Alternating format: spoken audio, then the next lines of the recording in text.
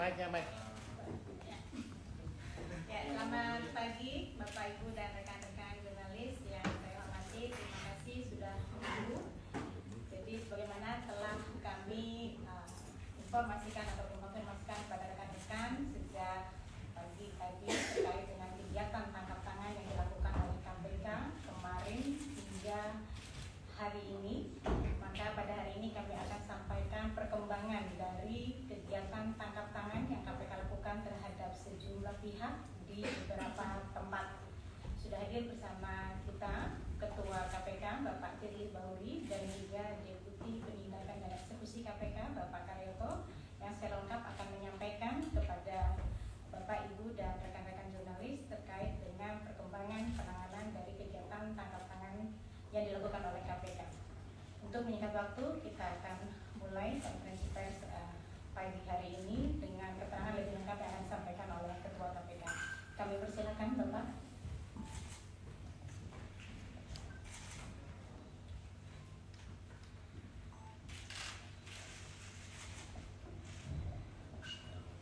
Assalamualaikum warahmatullahi wabarakatuh.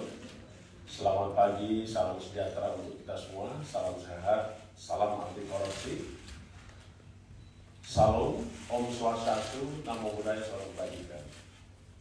Rekan-rekan wartawan, jurnalis, dan segenap anak bangsa dimanapun berada yang mengikuti siaran KPK pagi hari ini dengan menggunakan berbagai saluran.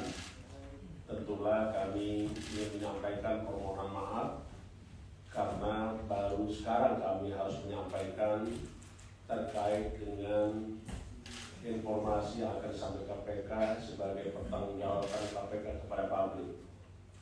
Kerja-kerja KPK hari ini akan kami sampaikan lebih khusus terkait dengan dugaan tindak pidana korupsi yang terjadi di dalam pengurusan perkara di Mahkamah Agung.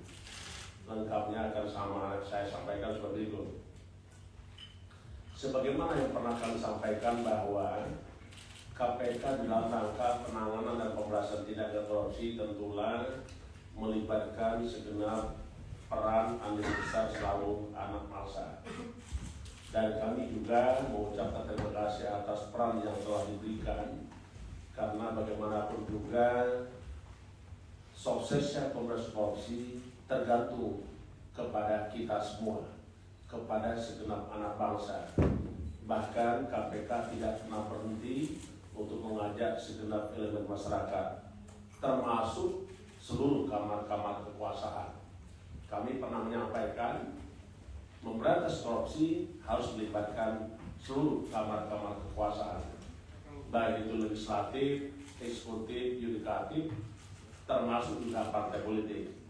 Nah, hari ini kami ingin sampaikan hasil kerja KPK terkait dengan penangkapan para tersangka tindak pidana korupsi yang terkait pengurusan perkara di Mahkamah Agung. Selengkapnya seperti itu. Pada hari ini kami akan menyampaikan lengkap tentang dugaan tindak pidana korupsi berupa suap dalam pengurusan perkara di Mahkamah Agung.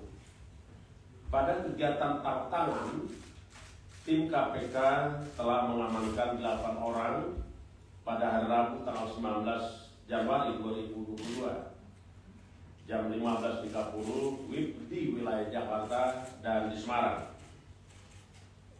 Sebanyak 8 orang sebagai berikut. Yang pertama, DY, PNS pada Kepanitraan Mahkamah Agung. Kedua, MH, PNS pada Kepanitraan Mahkamah Agung. 3, EW, Panitra Mahkamah Agung. 4, AB, PNS Mahkamah Agung. 5, EL, PNS Mahkamah Agung. 6, NA, PNS Mahkamah Agung. 7, YP, pengacara. 8, ES, pengacara. Ada 8 ya yang akan kita tangkap kemarin. Adapun kronologis tangkap tangan sebagai berikut. menindaklanjuti pengaduan dan laporan masyarakat, KPK meminta informasi dugaan adanya, KPK menerima informasi dugaan adanya penyerahan sejumlah uang kepada hakim atau yang mewakilnya terkait penanganan perkara di Mahkamah Agung. Rabu tanggal 1 September 2002 sekitar jam 16.00, tim KPK berdasarkan informasi tersebut bahwa telah terjadi penyerahan sejumlah uang dalam bentuk tunai dari saudara YS kepada DY sebagai representasi SD di salah satu hotel di Bekasi. Selang beberapa waktu, Kamis sekitar 01.00 dini hari, tim KPK kemudian bergerak dan mengamankan DY di rumahnya beserta uang tunai sejumlah 205.000 Singapura dolar. Secara terpisah, tim KPK juga langsung mencari dan mengamankan YP dan ES yang berada di wilayah Semarang, Jawa Tengah guna dilakukan permintaan keterangan. Jadi ada 2 orang yang diambil di Semarang ya.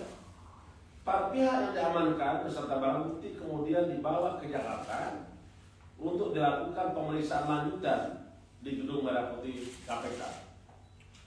Selain itu, AB juga hadir ke Gedung Merah Putih KPK dan menyerahkan uang tunai sebesar 50 juta rupiah. Sehingga KPK telah berhasil mengamankan barang bukti berupa uang tunai sebesar 205.000 Singapura dolar dan 50 juta rupiah. Dari pengumpulan berbagai informasi disertai bahan keterangan terkait dengan dugaan tindak pidana korupsi dimaksud, KPK kemudian melakukan penyelidikan dalam upaya menemukan adanya suatu peristiwa pidana sehingga ditemukan adanya bukti permulaan cukup. Selanjutnya KPK meningkatkan status perkara ini ke tahap penyidikan berdasarkan hasil keterangan saksi dan alat bukti yang cukup. Maka penyidik menetapkan sebanyak 10 orang sebagai tersangka sebagai berikut. Pertama, SD, Hakim Agung pada Mahkamah Agung Republik Indonesia. Kedua, ETP, Hakim Yudisial _ Panitera Pengganti Mahkamah Agung Republik Indonesia. 3, DY, PNS pada Kematraan Mahkamah Agung. 4, MH, PNS pada Kepanitraan Mahkamah Agung. 5, RD, PNS Mahkamah Agung. 6, AB, PNS Mahkamah Agung. 7, YP, pengacara. 8, ES, pengacara. 9, HT, swasta, debitur koperasi simpan pinjam ED. 10, EDKS, swasta, debitur koperasi simpan pinjam ED. Jadi ada 10 orang yang sudah ditetapkan sebagai tersangka berdasarkan bukti yang cukup. Terkait kebutuhan penyidikan, tim penyidik KPK telah melakukan penahanan terhadap 6 orang selama 20 hari pertama terhitung tanggal 3 September 2022 sampai 12 Oktober 2022. Adapun 6 tersangka yang ditahan sebagai berikut. 1, ETP ditahan di rutan KPK pada Gedung Merah Putih. 2, ED ditahan, 2, DY ditahan di rutan KPK Gedung Merah Putih. 3, MH ditahan di rutan Polres Jakarta Pusat. 4, AB ditahan di rutan Polres Jakarta Timur. 5, YP ditahan di Polres Metro Jakarta Pusat. 6, ES ditahan di rutan Polres Jakarta Metro Jakarta Pusat. KPK menghimbau dan memerintahkan berdasarkan undang-undang terhadap semua pihak yang telah ditetapkan sebagai tersangka agar hadir secara kooperatif sebagai berikut. SD, yang pertama itu SD, 2 RD, 3 IDKS, 4 HT. Cukup ya? Adapun konstruksi perkara yang diduga sebagai berikut.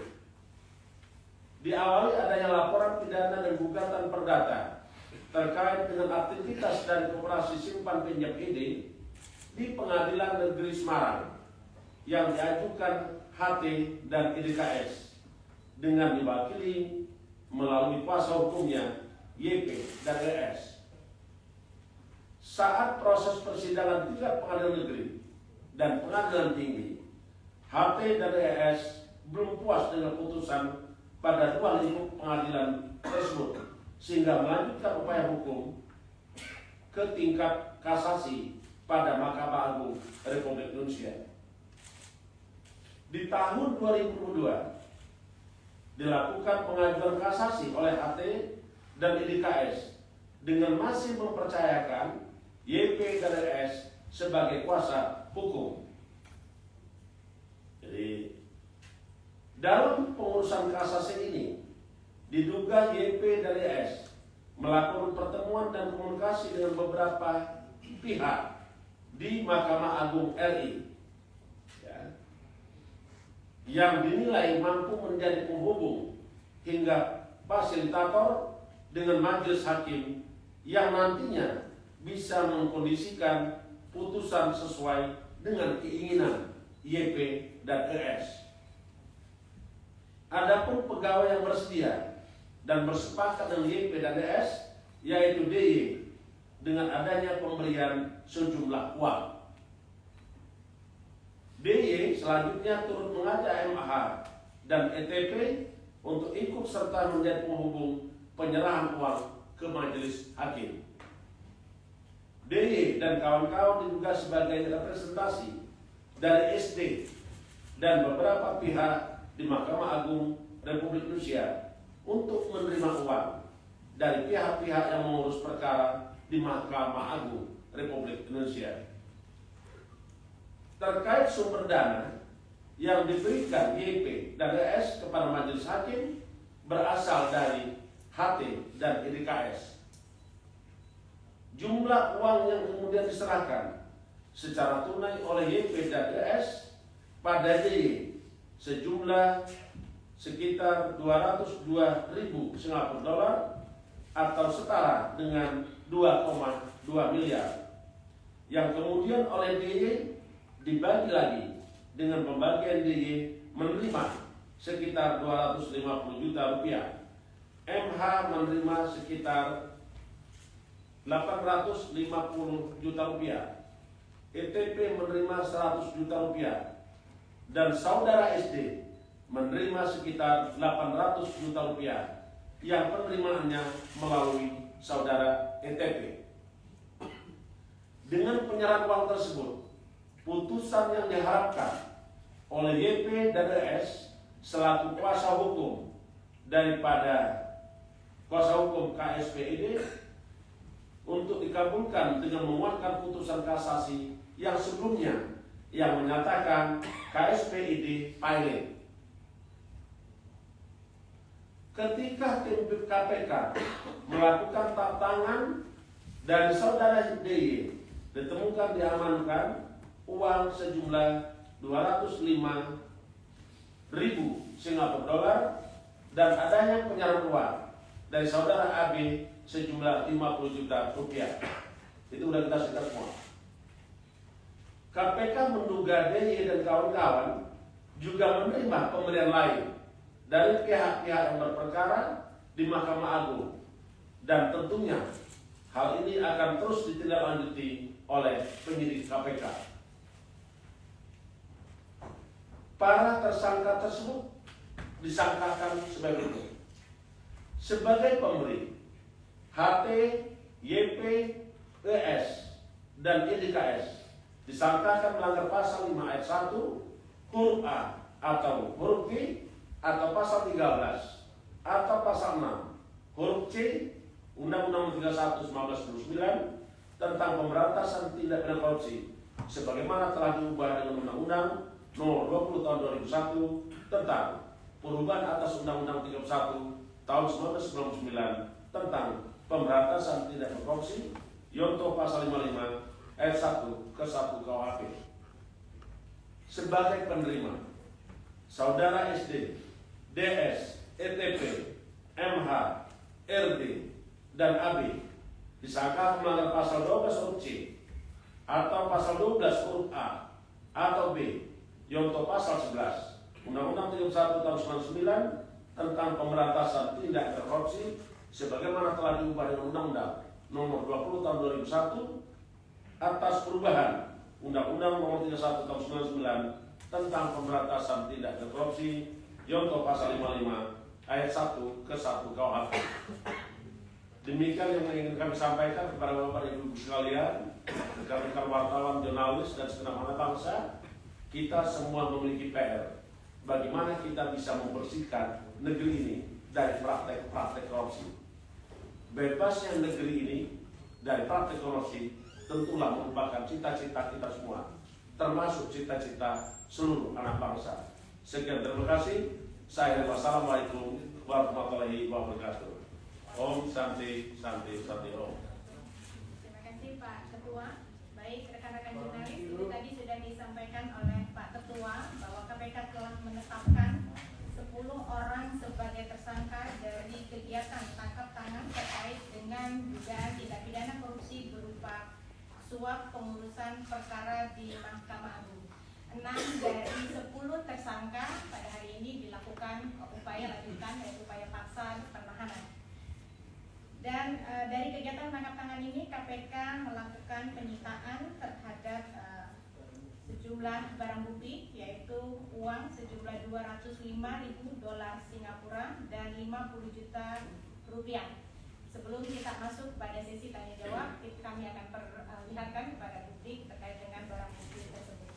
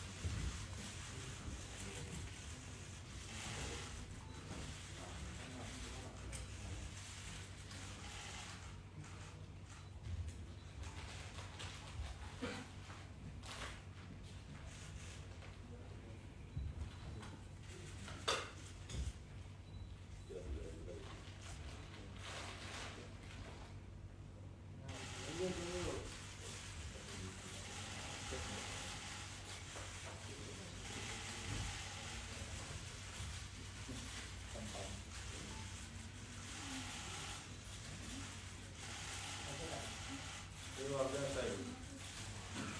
Buku ada uang. Melayu. The New English Dictionary. Coba ditahan dulu Pak Ketua. Tahan dulu, tahan. Wah, ini luar biasa ini. Ya nggak apa-apa, ditahan dulu. Mantap itu. Perlihatkan Pak. Perlihatkan. Sama duitnya Pak. Oke. Luar biasa. Depan Pak, dulu Pak. Aduh.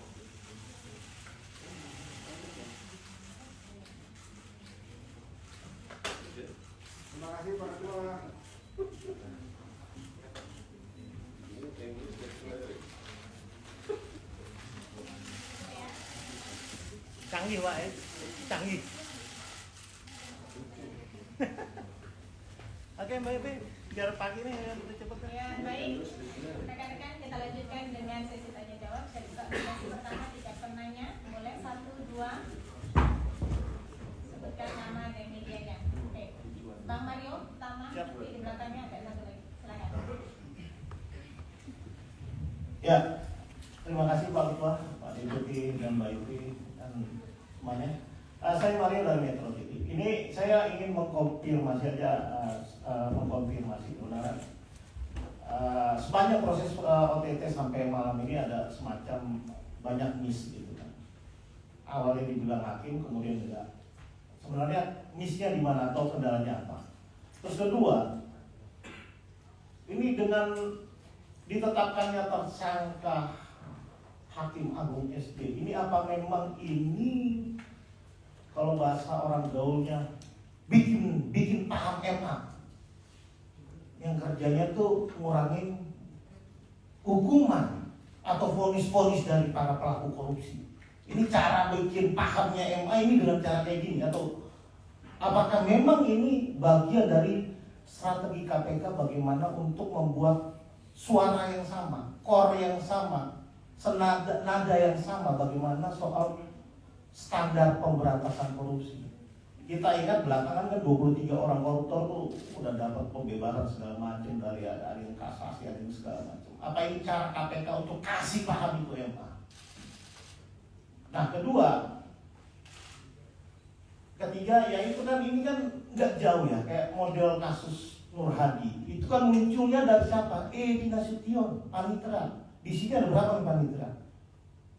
Nah, nggak mungkin seorang panitera itu colek-colek kue itu yang hanya satu kue. Artinya bahwa diruntut saja, contoh kayak dugaan SD. Berapa kali SD ngeluarin kasasi bebasnya koruptor, atau misalkan paniteranya? Berapa banyak panitera yang berkaitan soal urus-urus ini pilot tuh, cuman urusan pilot itu ya, maaf ya, banyak pengacara justru kayaknya itu bukan dari pidana, ngurus pidana, tapi ngurus perdata itu paling cepat kaya.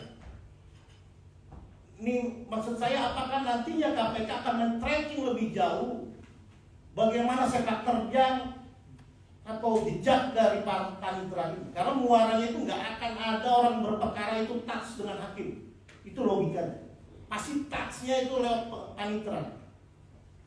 Apakah KPK sudah akan melakukan tracking-tracking itu nantinya ke depan? Atau bahkan memang KPK sudah memiliki track record apa yang dilakukan oleh Hakim Agung SD? Penetapan ini bagi saya yang melihat soal MA ini, ya inilah keruntuhan keagungan sebuah mahkamah. Ya, maksud saya, pertanyaan saya, apakah KPK sudah melihat adanya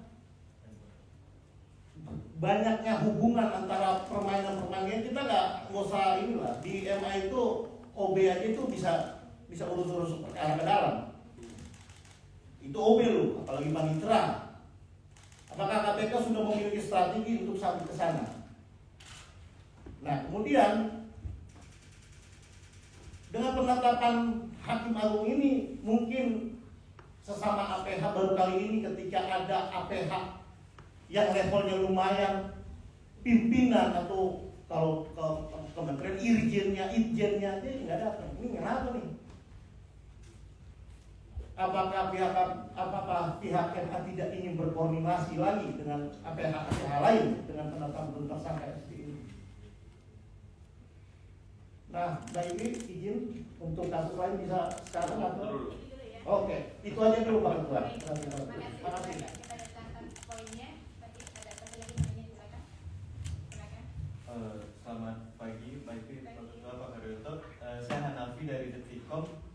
Yang pertama saya mau nanya soal sebelumnya Pak Gufron itu sempat bilang bahwa KPK sedih menangkap seorang hakim agung. Tapi setelah itu beberapa saat kemudian Pak Gufron mengklarifikasi dengan permohonan maaf bahwa belum bisa ditentukan bahwa yang diamankan dalam OTT itu adalah hakim agung atau tidak.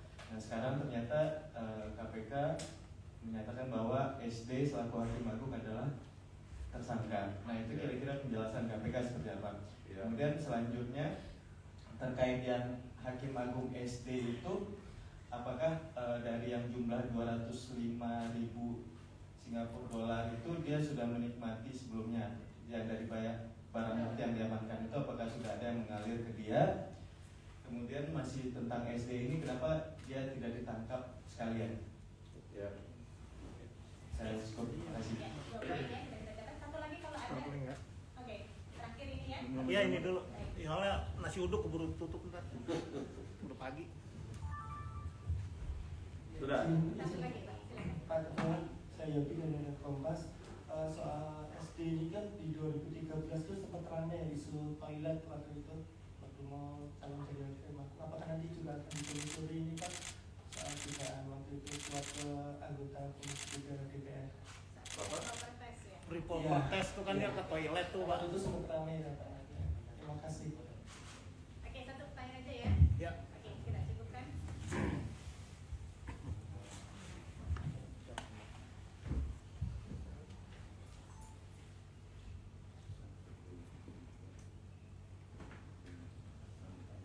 Enam pertanyaan Baik. ya.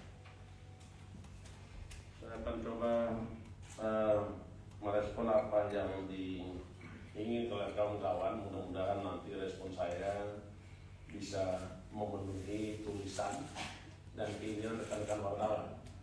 Tapi yang pasti adalah saya ingin menyampaikan dulu terima kasih atas peran serta rekan-rekan, karena rekan-rekan yang mampu, satu, distribusi informasi, kedua, mencerdaskan kehidupan bangsa. Itulah saya apresiasi dengan peran yang sangat strategis daripada rekan-rekan wartawan maupun jurnalis dan media. Baik, saya akan mulai. Nanti kalau seandainya ada hal yang kurang nanti bisa ditambahkan oleh Pak Kalioto atau nanti ditanya kembali. Yang pertama, saya ingin menjelaskan dulu bahwa pekerjaan-pekerjaan di dalam rangka penyidikan itu yang tidak gampang. Karena memang prosesnya panjang. Kita ambil dari makna apa itu penyelidikan. Penyelidikan adalah serangkaian tindakan penyelidik yang berdasarkan undang-undang dan berangka menemukan suatu peristiwa untuk ditentukan dapat atau tidaknya dinaikkan pada penyidikan. Nanti juga di tahap penyidikan. Penyidikan adalah serangkaian tindakan penyidik berdasarkan undang-undang dan berangka mencari, mengumpulkan keterangan dan bukti-bukti. Dan dengan bukti-bukti itu membuat terangnya suatu peristiwa pidana dan menemukan tersangka. Jadi saya ingin merespon apa yang ditanya oleh Pak Mario. Sebenarnya tidak ada hal-hal yang aneh atau miss, karena kita bekerja berdasarkan bukti permulaan cukup atau kecukupan bukti. Dan hari ini kita sudah sampaikan secara resmi apa hasil kerja KPK yang dipertanggungjawabkan oleh KPK kepada publik. 8 orang dibawa ke KPK, dilakukan pemeriksaan, ada alat buktinya, apakah itu keterangan saksi, apakah itu bukti petunjuk, ada yang berupa uang, ada yang berupa tadi Binyo English Dictionary tadi kan, kata-kata dan perannya apa sehingga kita tetapkan ada 10 orang tersangka, walaupun sekarang ada 6 tersangka yang sudah kita amankan dan langsung tertahan. 4-nya kita harapkan perintahkan sebagaimana undang-undang mereka bisa hadir. Pasti kalau tidak kita akan melakukan pencarian dan kita akan melakukan penangkapan. Saya kira itu ya yang pertama. Yang kedua, tadi rekan-rekan ingin menanyakan tentang peran masing-masing tersangka. Apakah ini sebagai pegawai negeri MA, apakah dia sebagai pengacara, lawyer, apakah juga dia sebagai panitera, hakim. Ini adalah rangkaian. Tentu satu orang melakukan perbuatan, ada perbuatan pihak lain.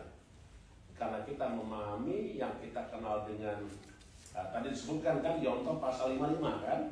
Berarti di situ ada pelaku, ada turut serta melakukan, ada turut melakukan, ada yang menyuruh melakukan. Saya kira clear itu ya. Peran hakim di mana, peran panitera di mana, peran pegawai negeri MA di mana, peran lawyernya di mana, peran debitur tadi di mana, terungkap semua. Sehingga dengan berdasarkan keterangan-keterangan dan bukti-bukti itu kita tetapkan 10 tersangka. Clear ya Pak Mario ya. Selanjutnya, tentu kita bekerja tidak akan sampai sekarang. Masih ada proses lebih lanjut.